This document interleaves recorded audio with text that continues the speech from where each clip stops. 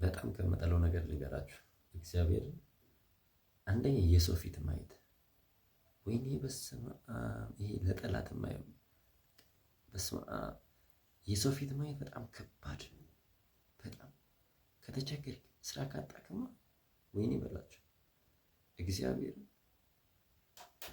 ሁለተኛው ከሰው ጋር ጥገኛ መሆን። ይሄ በቃ መቼም ለሰው የማልመክረው ምክር የሰው እጅ ማየት፣ ከሰው ጋር እንደዚህ የሰው ጥገኛ መሆን ምናምን መቼም አልመክራችሁ። ብትችሉ ችግርና መከራዎች ያልፋሉ። እስከሚያልፉ ድረስ መስራት ያለበትን መክፈል ያለበትን ዋጋ ከፍለክ እግዚአብሔር ነው የምላችሁ። መክፈል ያለባችሁን ዋጋ ከፍላችሁ ራሳችሁን በራሳችሁ ለማንሳት መሞከር ነው ያለባችሁ። ከሰው ጋር ጥገኛ ሆነክ የሰው እጅ እያየ ሁልጊዜ መለወጥ የምትፈልጉ ሰዎች አልመክራችሁ።